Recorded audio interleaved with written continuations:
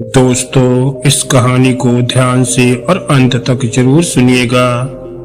इस कहानी से आप ये जान पाएंगे कि इंसान की होनी जहाँ पर, जिस समय और जिस जगह पर लिखी होती है, इंसान भले ही उस जगह से कोसों हजारों मील दूर क्यों ना हो, जब उसका सही समय आता है तो इंसान ना चाहकर भी अपनी उस जगह पर पहुंच जाता है जहां पर उसकी होनी लिखी होती है। आइए जानते हैं इस छोटी सी कहानी के माध्यम से। तो चलिए कहानी को शुरू करते हैं।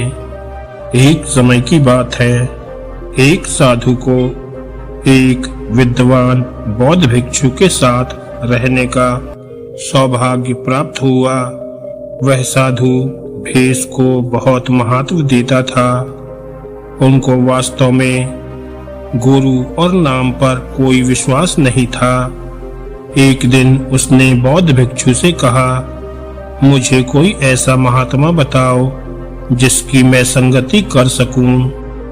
तब बौद्ध भिक्षु ने कहा कि बड़े बड़े महात्मा हैं इस दुनिया में, फिर भी अगर तुझे जाना है तो रास्ते में एक बढ़ई का घर है, उसके पास चले जाना। जब वह साधु उस बढ़ई के घर पहुंचा तो बढ़ई उठ खड़ा हुआ और एक चारपाई डाल दी। बहुत देर तक बढ़ई ने साधु से कोई बात नहीं की, बल्कि अपना काम करता रहा। जब साधु थोड़ी देर बैठकर काफी निराश होकर जाने लगा तो बढ़ई ने कहा, 2 घंटे सब्र करो महाराज, मुझे एक बहुत जरूरी काम करना है। पहले उस काम को निपटा लूं, फिर आपकी सेवा में बैठूंगा। साधु ने मन में सोचा कि यह तो निपट संसारी है, इससे दुनिया के काम ही नहीं छूटते, ये कैसा महात्मा है। तभी एक आदमी दौड़ता हुआ उस बढ़ई के घर आकर बोला, आपका लड़का छत से गिरकर मर गया है। इस बात को सुनकर बढ़ई जरा भी नहीं घबराया और शांति पूर्वक बोला, सब मालिक की मर्जी है।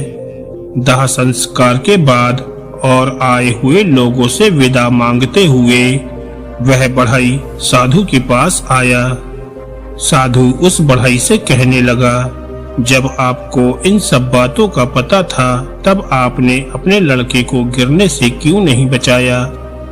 बढ़ई ने कहा, बच्चे को इसी तरह से मरना था और बच्चे से मेरा रिश्ता इसी तरह से टूटना था।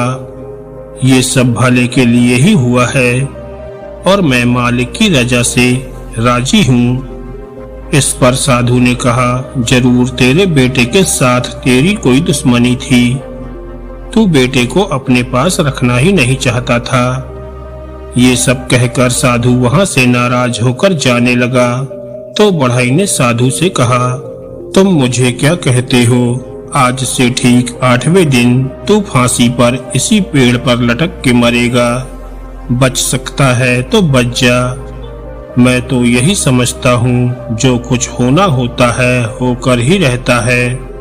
अब साधु को चिंता हो गई कि कहीं मेरे साथ भी ऐसा ही ना हो जाए। साधु ने सोचा कि इस पेड़ से बहुत दूर चला जाऊंगा तो इससे फांसी लगने का सवाल ही नहीं रहेगा।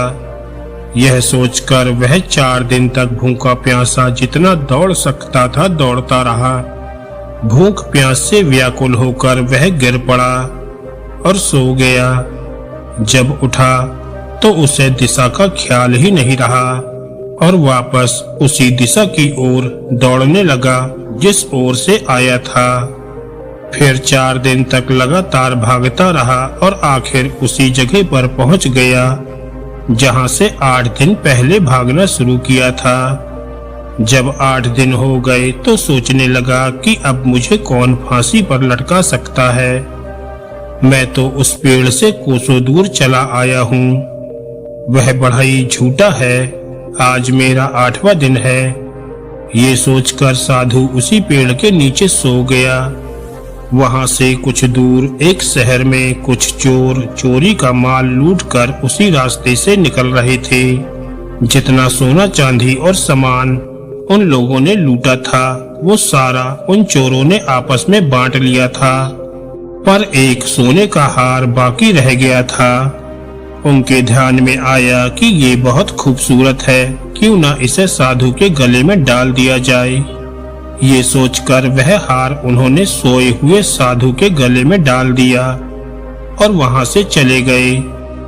जब दिन निकला तो सिपाहियों ने उस साधु को पकड़ लिया और राजा के पास ले गए। राजा ने साधु के बयान लिए बिना ही उसे फांसी की सजा सुना दी और कहा इसे उसी पेड़ से लटका कर फांसी दे दी जाए जहां पर ये सो रहा था। उस साधु से पूछा गया, यदि तुम्हें किसी से मिलना हो तो बताओ। साधु ने कहा, इस गांव में एक बढ़ई रहता है, मुझे उससे मिलना है। उस बढ़ई को बुलाया गया। जब वह आया तो साधु बोला, आप ठीक कहते थे, होनी को कोई नहीं टाल सकता। अब सामने वही पेड़ है, वही मैं हूँ और फांसी का हुक्म हो चुका है। कृपया करके मुझे बचा लीजिए, मैं सारी उम्र आपका एहसान नहीं भूलूंगा।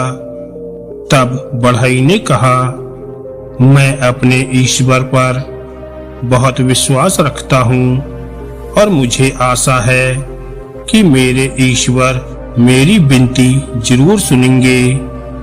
थोड़ी देर में ही खबर आई कि असली चोर पकड़े गए हैं।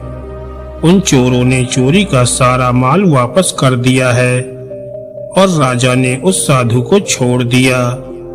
साधु बढ़ई के घर पर पहुंचा और उनसे शिक्षा दीक्षा लेकर उनका सच्चा सेवक बन गया।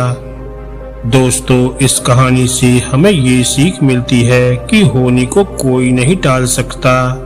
जिसकी जहां पर मृत्यु लिखी होती है, व्यक्ति वहीं पर अपने आप ही पहुंच जाता है। इसलिए जीवन में अच्छे कर्म करते रहिए।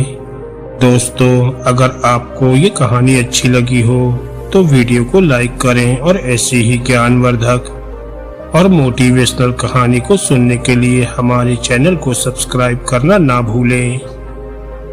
धन्यवाद दोस्तों।